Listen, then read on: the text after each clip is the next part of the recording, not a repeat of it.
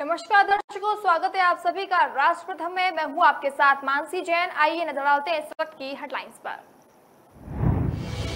भागीरथी किनारे बाबा रामदेव ने किया योग। आज सीएम धामी करेंगे संयुक्त अभियान दल को रवाना। भाजपा मंडल महामंत्री पर हमले के आरोप में कांग्रेस पार्षद पर मुकदमा दर्ज। कांग्रेस पार्षद ने भी मारपीट का आरोप लगाते हुए थाने में तहरीर सौंपी। आज होगी जितेंद्र नारायण त्यागी की जेल से रिहाई। सुप्रीम कोर्ट से मिली जमानत। जहरीली शराब प्रकरण में हरिद्वार के आबकारी अधिकारी को हटाया गया। 9 कर्मचारी हो चुके हैं निलंबित। हाई कोर्ट ने हरिद्वार के जिला आबकारी अधिकारी अशोक मिश्रा को तत्काल हटाने के आदेश सरकार को दिए। गंगोत्री धाम में बुधवार सुबह भागीरथी किनारे बाबा रामदेव ने योग किया। वहीं आचार्य बालकृष्ण ने इस दौरान यज्ञ पूजन किया। गंगोत्री हिमालय में नए औषधीय पादपों की खोजबीन से जुड़े अभियान को लेकर बाबा रामदेव मंगलवार शाम को गंगोत्री धाम पहुंचे थे। इसी के तहत आज सुबह पहले उन्होंने भागीरथी किनारे योग से शुरुआत की। औषधीय पादपों की खोजबीन से जुड़े अभियान को लेकर बाबा रामदेव मंगलवार शाम को गंगोत्री धाम पहुंच चुके हैं। बुधवार आज मुख्यमंत्री पुष्कर सिंह धामी पतंजलि आयुर्वेद नेहरू पर्वतारोहण संस्थान और भारतीय पर्वतारोहण संस्थान के संयुक्त अभियान दल को रवाना करेंगे। गंगोत्री के रक्तवर्ण ग्लेशियर क्षेत्र में नए औषधीय पादपों के साथ साहसिक खेलों के नए स्थलों की खोजबीन के लिए IMF व पतंजलि आयुर्वेद साथ आए हैं, जिनका एक संयुक्त अभियान दल बुधवार को गंगोत्री के रक्तवर्ण ग्लेशियर क्षेत्र में खोजबीन के लिए रवाना होगा। इसके लिए मंगलवार को पतंजलि विवि के कुलपति आचार्य बालकृष्ण ने निम्न के प्रधानाचार्य कर्नल अमित बिष्ट सहित पतंजलि आयुर्वेद के प्रमुख बाबा रामदेव गंगोत्री धाम पहुंच गए। बुधवार सुबह करीब 8 बजे सीएम पुष्कर सिंह धामी हर्षिल हेलीपैड पर पहुंचे, जिसके बाद सड़क मार्ग से गंगोत्री धाम पहुंचकर संयुक्त अभियान दल के फ्लैग ऑफ कार्यक्रम में शिरकत की। भाजपा मंडल महामंत्री पर हमले के आरोप में कांग्रेस पार्षद पर मुकदमा दर्ज किया गया है। वहीं कांग्रेस पार्षद ने भी मारपीट का आरोप लगाते हुए थाने में तहरीर सौंपी है।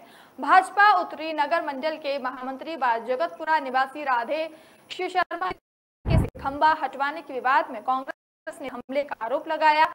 ट्रांजिट कैंप थाने में दी तहरीर में शर्मा ने कहा कि 10 सितंबर मुखर्जी नगर वार्ड संख्या 4 में बिजली के खंभे को देव की सूचना पहुंचे थे। वहां एक कर्मचारी शिव मंदिर के द्वार पर विद्युत पोल लगा रहा था। शिकायत पर एसडीओ ने विद्युत पोल को मंदिर से हटवा दिया। इसी दौरान वहां पर पार्षद सुशील मंडल पहुंच गए। आरोप है कि मंडल ने गाली गलौज करते हुए उन्हें जान से मारने की धमकी दी। विरोध करने पर उनके साथ मारपीट भी की गई। पुलिस ने आरोपी सुशील के खिलाफ संबंधित धाराओं में मुकदमा दर्ज कर लिया। वहीं भाजपा नेता ने इस संबंध में प्रेस वार्ता भी की, जहां उन्होंने आरोप लगाया कि मंदिर निर्माण में कमीशन नहीं मिलने पर कांग्रेस पार्षद ने हमला करवाया। कहा कि वे हमले से डरने वाले नहीं हैं, चाहे तो कांग्रेस पार्टी उनकी हत्या ही। क्षेत्र में खंबा पास हुआ था, लोगों के कहने पर उसे सही जगह पर लगाने को कहा गया था। भाजपा नेता ने मौके पर पहुंचकर महिलाओं के सामने ही गाली गलौज शुरू कर दी। विरोध करने पर भाजपा नेता ने धक्का देकर गिरा दिया। इस दौरान बचाव में उनका हाथ भाजपा नेता से लग गया। भाजपा नेता ने जान से मारने की धमकी दी है। इस संबंध में ट्रांजिट कैंप थाने में तहरीर भी दी गई है। धर्म संसद में नफरती भाषण देने के मामले में रोशनाबाद जेल में बंद उत्तर प्रदेश शिया वक्फ बोर्ड के पूर्व अध्यक्ष जितेंद्र नारायण सिंह त्यागी उर्फ वसीम रिजवी आज बुधवार शाम जेल से रिहा हो जाएंगे। संतों का प्रतिनिधि मंडल उनके स्वागत के लिए जेल परिसर जाएगा। उत्तरी वैद निकेतन में 17 से 19 दिसंबर तक धर्म संसद हुई थी। आरोप है कि इसमें जितेंद्र नारायण सिंह त्यागी ने नफरती भाषण दिया था, जिसका वीडियो वायरल होने पर 27 दिसंबर को नगर कोतवाली में उनके खिलाफ मुकदमा दर्ज हुआ। इसी साल 13 जनवरी को पुलिस ने उनको गिरफ्तार किया और कोर्ट ने हरिद्वार जेल भेज दिया था। 17 मई को सुप्रीम कोर्ट ने मेडिकल ग्राउंड के आधार पर उनके 3 महीने की अंतरिम जमानत दी थी। जमानत अवधि पूरी होने पर 3 सितंबर को त्यागी ने कोर्ट में आत्मसमर्पण किया था। सोमवार को सुप्रीम कोर्ट ने त्यागी की जमानत सशर्त मंजूर कर दी। त्यागी की जेल से रिहाई का सुप्रीम कोर्ट का आदेश मंगलवार तक जेल प्रशासन के पास नहीं पहुंच सका। जेल अधीक्षक मनोज आर्य ने बताया कि रिहाई के आदेश का इंतजार किया जा रहा है। संभावी पीठाधीश्वर स्वामी आनंद स्वरूप ने बताया कि बुधवार तक रिहाई का आदेश पहुंच जाएगा। शाम को रिहाई होने पर त्यागी का संतों की ओर से भव्य स्वागत किया जाएगा। उनके नेतृत्व में संतों का प्रतिनिधिमंडल त्यागी का स्वागत करने जेल परिसर भी जाएगा।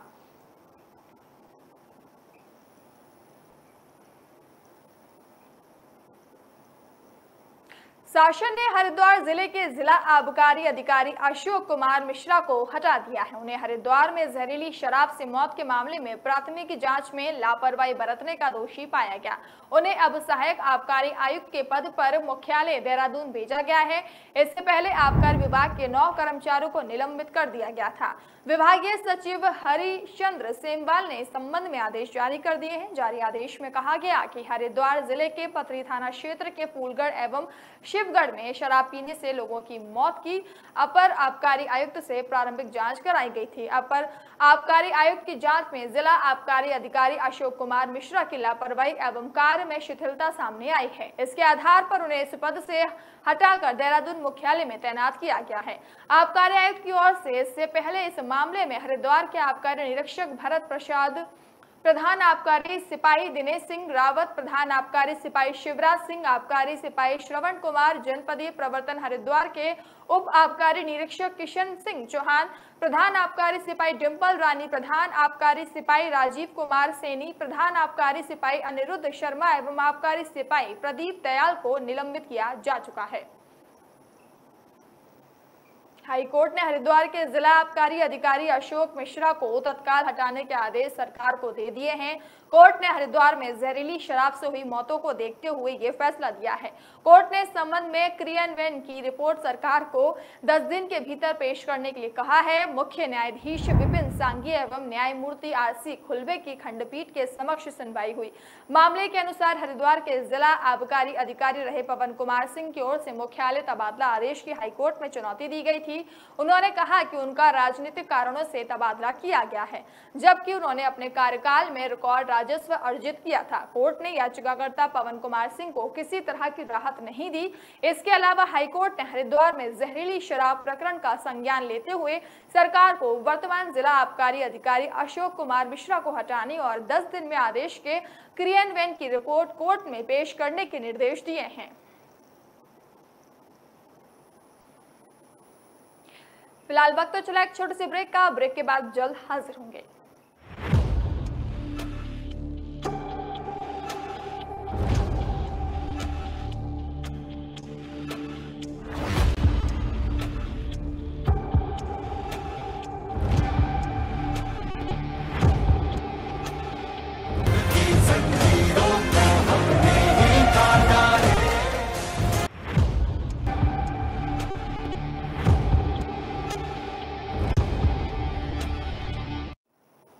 ब्रेक के बाद एक बार फिर से आप सभी का स्वागत है। नगर पालिका विकास नगर के डाक पत्थर स्थित ट्रंचिंग ग्राउंड के आधे से ज्यादा हिस्से पर लोगों ने कब्जा कर लिया है। यहाँ अवैध तरीके से कच्चे निर्माण कर दिए गए हैं। लोग झोपड़ी बनाकर रह रहे हैं। नगर पालिका प्रशासन ने उप जिलाधिकारी को पत्र भेजकर भूमि पर कब्जा दिलाने का अनुरोध किया। नगर पालिका विकास नगर का कूड़ा वर्तमान में डाक पत्थर स्थित ट्रंचिंग ग्राउंड में डाला जा रहा है। पूर्व तक कूड़ा शीशमबाड़ा स्थित सॉलिड वेस्ट मैनेजमेंट प्लॉट में भेजा जा रहा था, लेकिन रोक के बाद फिर से पालिका प्रशासन इसी स्थान पर कूड़े का निस्तारण कर रहा है। खास बात यह है कि जब कूड़ा शीशमबाड़ा भेजा जा रहा था तो इस बीच लोगों ने ट्रंचिंग ग्राउंड की खाली जगह पर कब्जा कर बस्ती बसा ली। वर्तमान स्थिति यह है कि कुछ लोगों ने आधे से ज्यादा अधिक हिस्सों पर कब्जा कर लिया। यहाँ अवैध तरीके के कच्चे निर्माण कर दिए गए हैं। झोपड़ी बनाकर यहाँ बाहरी लोग रह रहे हैं। बता दें कि शासन ने कूड़ा निस्तारण के लिए नगर पालिका विकास नगर को डाक पत्थर में 13 बीघा भूमि आवंटित की थी, तभी भी इस भूमि पर कब्जे थे। तब तहसील प्रशासन ने इस अवैध कब्जे को हटाकर पालिका प्रशासन को कब्जा दिलाया था, लेकिन एक बार फिर से भूमि पर कब्जा हो गया है। कूड़े के शीशमबाड़ा न जाना पाने के कारण अब यहाँ पालिका प्रशासन की कंपेंटर और कंपोस्ट पिट बनाने की योजना है, ताकि कूड़े की छटनी कर रिसाइकलिंग किया जा सके। इसके साथ ही गीले कूड़े से कंपोस्ट खाद तैयार की जा सके। नगर पालिका क्षेत्र से रोजाना 10 से 12 टन कूड़ा एकत्रित किया जाता है। डाक पत्थर में नगर पालिका को ट्रेंचिंग ग्राउंड के लिए 13 बीघा भूमि आवंटित की गई, जिसमें से करीब 6.5 बीघा भूमि ही पालिका के कब्जे में है। शेष हिस्से पर लोगों ने कब्जा किया गया है। इस संबंध में उप जिलाधिकारी को पत्र भेजकर शेष हिस्से पर पालिका को कब्जा दिलाने का अनुरोध किया गया है। 6 माह पूर्व होलिका दहन के दिन पुलिस पर पथराव के मामले में दर्ज मुकदमे में फरार आरोपियों के घरों पर नोटिस चस्पा किए गए हैं। पुलिस की कार्रवाई से गांव में खलबली मची हुई है। इसी वर्ष 18 मार्च को होली त्योहार पर यूपी व उत्तराखंड की सीमा से सटे सत्र हमील पुलिस चौकी क्षेत्र के सरपुरा गांव में भूमि को लेकर होलिका दहन पर विवाद हो गया था। मौके पर पहुंची पुलिस ने ग्रामीणों को समझाने का प्रयास किया तो आक्रोशित भीड़ ने पुलिस पर पथराव कर दिया। पथराव से पुलिस के 2 वाहन क्षतिग्रस्त हो गए। वहीं 31वीं बटालियन पीएससी की महिला आरक्षी आशा देवी व एक पुलिसकर्मी राजीव कुमार गंभीर रूप से घायल भी हो गए थे। मामले में पुलिस ने विभिन्न धाराओं के तहत 101 नामजद व 100 अज्ञात लोगों के खिलाफ मुकदमा दर्ज किया था। वहीं 15 लोगों को गिरफ्तार कर लिया था। वहीं मुकदमे के विवेचक उप निरीक्षक पंकज मेहर पुलिस टीम के साथ सरपुरा मुकदमे में फरार चल रहे 30 से 35 अभियुक्त न्यायालय की ओर से धारा 82 सीआरपीसी के अंतर्गत निर्गत नोटिस उनके घरों पर चस्पा किए गए और परिजनों को समय से न्यायालय या पुलिस के समक्ष होने की हिदायत दी। कहा कि अगर पेश नहीं हुए जो कुर्की की कार्रवाई की जाएगी। टीम में उप निरीक्षक पिखवाल, रूबी मौर्य, चरण सिंह, कुलदीप सिंह, रमेश आदि शामिल थे। शहर की अब गांव की गलियां भी चमकती नजर आएंगी। इसके लिए ग्रामीण स्तर पर ही व्यवस्था बनाकर सूखे व गीले कूड़े को एकत्रित करना पंचायत की जिम्मेदारी होगी। यदि कोई सार्वजनिक जगह पर कूड़ा फेंकता है तो 500 रुपए तक का जुर्माना देना होगा। वहीं गांव में निरीक्षण के दौरान गंदगी पाई गई तो ग्राम प्रधान व सचिव पर जुर्माने के साथ ही पद से बर्खास्त करने तक की नौबत आ सकती है। ग्राम पंचायतों में सिंगल यूज प्लास्टिक प्रतिबंधित करने व सफाई के लिए उत्तराखंड पंचायती राज ने यूजर चार्ज लगाने का फैसला लिया है। जिला पंचायती राज अधिकारी आरसी त्रिपाठी ने बताया कि सिंगल यूज प्लास्टिक पर प्रतिबंध लगाने के साथ ही गांव में ग्राम पंचायतों की ओर से साफ सफाई की व्यवस्था की जाएगी। इसके लिए जिले भर के ग्राम प्रधानों को ट्रेनिंग दी जानी है। साथ ही कूड़े के निस्तारण के लिए ग्राम प्रधानों को गाँव में जगह भी चिन्हित करनी होगी। ग्राम प्रधानों के साथ ही मेरा कूड़ा मेरी जिम्मेदारी की तर्ज पर ग्रामीणों को सूखे व गीले कूड़े के प्रति जागरूक किया जाएगा। डीपीआरओ ने कहा कि पहले चरण में लोगों को जागरूक किया जा रहा है, इसके बाद में सख्ती भी बरती जाएगी। भरत विहार प्लॉट में हाइड्रा की मदद से 2 यूनिपॉल ट्रक में लोड कर चोरी करने वाले 5 आरोपी कोतवाली पुलिस के हत्थे चढ़ गए हैं। आरोपियों के पास से कोतवाली पुलिस ने कार हाइड्रा ट्रक को सीज कर दिया है। वहीं इंदिरा नगर निवासी विकास शाही ने कोतवाली में भरत विहार स्थित प्लॉट से उनके 2 यूनिपॉल चोरी होने की तहरीर दी थी। शिकायतकर्ता ने बताया कि देहरादून के सशस्त्र धारा रोड के रायपुर थाना क्षेत्र के आईटी पार्क निवासी अब्दुल खालिद, इकराम जुनैद, नेहरू कॉलोनी थाना क्षेत्र के राजीव नगर निवासी सनवर अली और आजाद नगर निवासी अजमत अली हाइड्रा ट्रक की मदद से यूनिपॉल को चोरी कर ले गए। कोतवाल रवि सैनी ने बताया कि पुलिस ने 5 के खिलाफ चोरी से संबंधित धाराओं में मुकदमा दर्ज कर दिया है। बताया कि देर रात कोतवाली पुलिस ने 5 आरोपियों को हाइड्रा ट्रक, कार और चोरी किए गए 2 यूनिपॉल के साथ गिरफ्तार किया है। कोतवाली पुलिस ने बताया कि चोरी किए गए यूनिपॉल की अनुमति कीमत करीब 1.5 लाख रुपए है।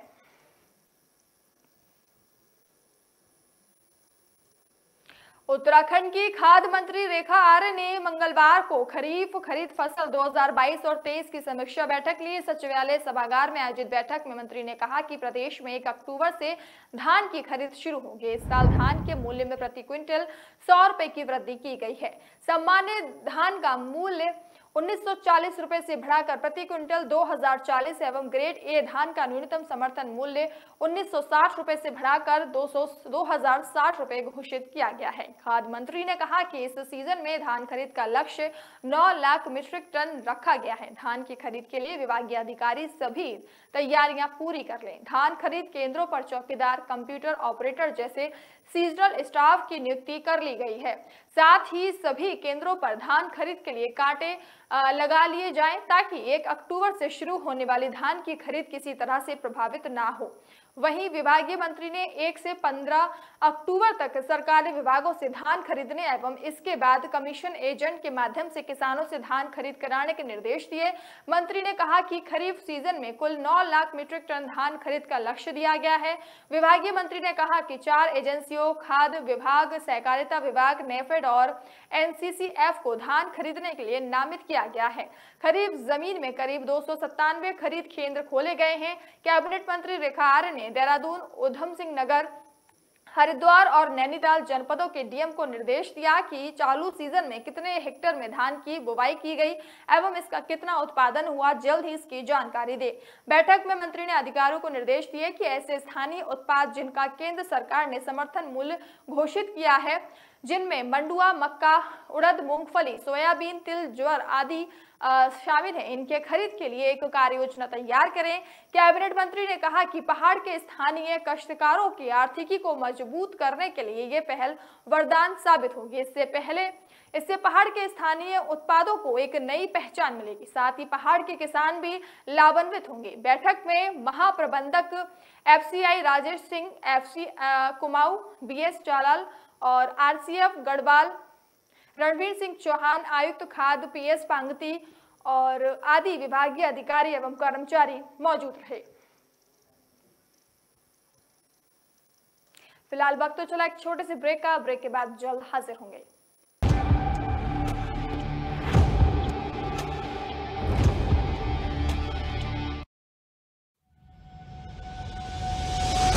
लहरों से डरकर नौका पार नहीं होती, कोशिश करने वालों की कभी हार नहीं होती। नन्ही चींटी जब दाना लेकर चलती है, चढ़ती दीवारों पर 100 बार फिसलती है। मन का विश्वास रगों में साहस भरता है। चढ़कर गिरना, गिरकर चढ़ना न अखरता है। आखिर उसकी मेहनत बेकार नहीं होती, कोशिश करने वालों की कभी हार नहीं होती। डुबकी या सिंधु में गोताखोर लगाता, जा जाकर खाली हाथ लौट कर आता। मिलते नहीं सहज ही मोती गहरे पानी में, बढ़ता 2 गुना उत्साह इसी हैरानी में। मुट्ठी उसकी खाली हर बार नहीं होती, कोशिश करने वालों की कभी हार नहीं होती। असफलता एक चुनौती है, इसे स्वीकार करो। क्या कमी रह गई देखो और सुधार करो। जब तक न सफल हो नींद चैन को त्यागो तो, संघर्ष का मैदान छोड़कर मत भागो तो। कुछ किए बिना ही जय जयकार नहीं होती, कोशिश करने वालों की कभी हार नहीं होती। कुछ नया करो।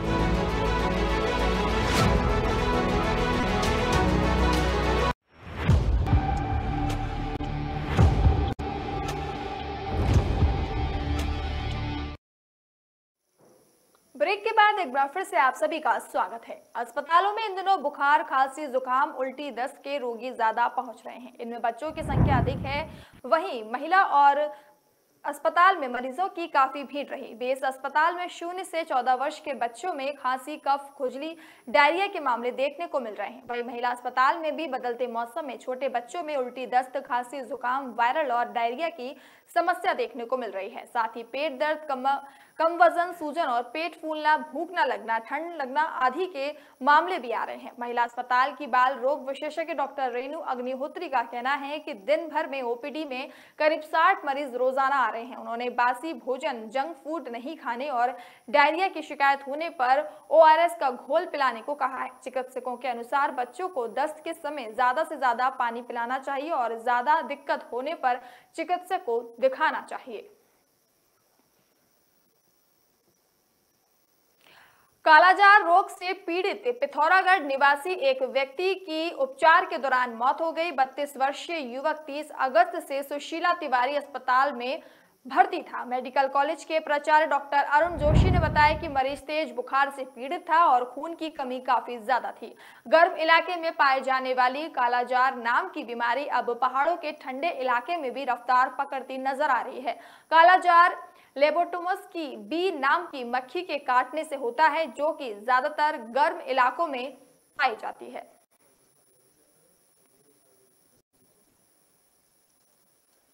रामलीला मैदान से लगे बिसना मोहल्ले में पति पत्नी संदिग्ध परिस्थितियों में घर में फांसी के फंदे से लटके मिले। सूचना पर पहुंची कोतवाली पुलिस ने दोनों को जिला अस्पताल पहुंचाया, जहां चिकित्सकों ने उन्हें मृत घोषित कर दिया। वहीं पुलिस ने प्रथम दृष्टया इसे आत्महत्या मान रही है। प्रभारी थाना अध्यक्ष SI गंभीर सिंह तोमर ने बताया कि अपराह्न करीब 3:15 बजे उन्हें सूचना मिली कि बिसना मोहल्ला में किराए पर रहने वाले पति पत्नी का घर का दरवाजा नहीं खुला। पुलिस की मौजूदगी में दरवाजा तोड़ा गया। घर के 2 अलग अलग कमरों में ममता और उसके पति शेर खान के शव फंदे पर लटके मिले। SI गंभीर सिंह ने बताया कि दोनों की अभी 1.5 साल पहले ही शादी हुई थी और दोनों अलग अलग धर्म से थे। उनकी एक 6 माह की बच्ची है। पड़ोस में रहने वाली महिला ने बताया कि शेर खान बच्ची को उसके पास 10 मिनट में आने की बात कहकर छोड़ गया। बच्ची रोने लगी तो महिला उसे घर छोड़ गई। महिला के अनुसार उसने काफी आवाज लगाई लेकिन दरवाजा नहीं खुला। इस पर उसने पुलिस को सूचना दी। प्रभारी थाना अध्यक्ष ने बताया कि मौके पर जाकर देखा तो दंपत्ति 2 अलग अलग कमरों में पंखे के हुक के सहारे फंदे से लटके मिले। मौके से कोई सुसाइड नोट नहीं मिला। पोस्टमार्टम के बाद घटनास्थल का दोबारा निरीक्षण किया जाएगा। उन्होंने प्रथम दृष्टया इसे आत्महत्या बताया। पुलिस के अनुसार शेर खान के परिजन पास ही इंदिरा कॉलोनी में रहते हैं। बच्ची को परिजनों को सौंपा जाएगा। 4 राष्ट्रपति पुरस्कार प्राप्त कर चुके अवकाश प्राप्त लेफ्टिनेंट जनरल गुरमीत सिंह कश्मीर के पुलवामा में हुए आतंकी हमले के बाद राष्ट्रवादी विचारों के कारण एकदम से मीडिया में चर्चा में आ गए हैं। एक सुबह उनके पास पीएमओ से फोन आया कि प्रधानमंत्री नरेंद्र मोदी आपसे मिलना चाहते हैं। जब प्रधानमंत्री ने उनके सामने उत्तराखंड का राज्यपाल बनने का प्रस्ताव रखा तो उन्हें लगा जैसे ये कोई सपना है। उन्होंने धीरे से अपनी हथेली की 2 उंगलियों के बीच चिकोटी काटी और खुद से पूछा, मैं ही क्यों? उन्होंने वाहिगुरु को याद किया और सोचा कि ये देश के लाखों सैनिकों और सिखों का सम्मान है। उन्हें वाहिगुरु ने देश की सेवा करने के लिए चुना है। लेफ्टिनेंट जनरल से उत्तराखंड के महामहिम बने गुरमीत सिंह को 15 सितंबर को पूरे 1 साल हो जाएंगे। इस मौके पर उनसे लंबी बातचीत हुई। मैं राजनीति में बिल्कुल नहीं आया, ना मेरी कोई राजनीतिक पृष्ठभूमि थी। रिटायरमेंट के बाद मैंने खुद 4 आदेश दिए। एक, अगर मुझे देश से जुड़ना है तो मुझे हिंदी सीखनी होगी क्योंकि हिंदी इस देश की आत्मा है। 2, देश की सुरक्षा के लिए मुझे आर्टिफिशियल इंटेलिजेंस की तकनीकी सीखनी है। तीसरा, मुझे देश की सेवा करनी है। चौथा आदेश था, देश से जुड़ने के लिए मुझे मीडिया से जुड़ना होगा। 5 साल टीवी चैनलों को दिए। पुलवामा हमले के बाद मैंने क्रॉस बॉर्डर टेररिज्म और सैनिकों की सुरक्षा की बात उठाई। एक दिन पीएमओ से फोन आया। मुझे लगा मीडिया में मेरे किसी बयान पर पीएमओ को कोई जानकारी चाहिए होगी, पर पीएम से बातचीत के बाद मेरा जीवन बदल गया। मैं उनके विजन पर दूरदृष्टि का कायल हो गया हूँ। मैंने गुजरात में सहकारी दुग्ध आंदोलन का गहराई से अध्ययन किया। उत्तराखंड में हिमालयी उत्पादों के छोटे छोटे कॉरपोरेटिव खोलकर बड़े पैमाने पर काम किया जा सकता है, लेकिन अब केवल कॉरपोरेटिव फार्मिंग या सोसाइटी में काम नहीं चलेगा जब तक हम इसे कॉरपोरेट कल्चर से नहीं जोड़ेंगे। मैंने बाबा रामदेव का प्लांट देखा। वे धोती खड़ाऊ पहनते हैं पर उनका पूरा इंफ्रास्ट्रक्चर एक कॉरपोरेट कंपनी जैसा है। यह प्रयोग छोटे पैमाने पर सही है। ऊपर पहाड़ों पर काम करना है। हाँ, बनबसा की पोस्टिंग के दौरान मैंने उत्तराखंड को बहुत करीब से देखा। मुझे लगा ये राज्य तो प्राकृतिक संपदा की खान है, लेकिन तब मैंने सपने में भी नहीं सोचा था कि एक दिन यहाँ के लोगों की इस तरह सेवा का मुझे मौका मिलेगा। उत्तराखंड में कोरोना संक्रमण की रफ्तार कम हो गई है। बीते 24 घंटे के भीतर प्रदेश के 5 जिलों में 29 नए संक्रमित मरीज सामने आए हैं। वहीं मंगलवार को एक भी मरीज की मौत नहीं हुई, जबकि 85 मरीज ठीक हो गए। वहीं सक्रिय मरीजों की संख्या भी घट रही है। फिलहाल प्रदेश में 201 सक्रिय मरीजों का इलाज चल रहा है, जबकि सोमवार को प्रदेश में 278 सक्रिय मरीज थे। स्वास्थ्य विभाग के मुताबिक 2020 के सैंपलों की जांच रिपोर्ट नेगेटिव आई। वहीं सामने आए 39 मामलों में देहरादून में 17, अल्मोड़ा और पौड़ी और हरिद्वार में 2-2 व नैनीताल में 6 संक्रमित मरीज शामिल हैं। वहीं बागेश्वर, चमोली, चंपावत, पिथौरागढ़, रुद्रप्रयाग, टिहरी, उधम सिंह नगर और उत्तरकाशी में एक भी संक्रमित मरीज सामने नहीं आया है। साथ ही प्रदेश की रिकवरी दर 95.88 है और संक्रमण दर 101.55% से घटकर 1.42 दर्ज की गई है। फिलहाल इस बुलेटिन में इतना ही। खबरों को विस्तार से पढ़ने के लिए आप हमारी वेबसाइट का भी प्रयोग कर सकते हैं। हमारे वेब का पता है www.kalamkartavya.com। हमारी कलम ही हमारा कर्तव्य के उद्देश्य के साथ खबरों को आप राष्ट्रप्रथम के साथ देखते रहिए। नमस्कार।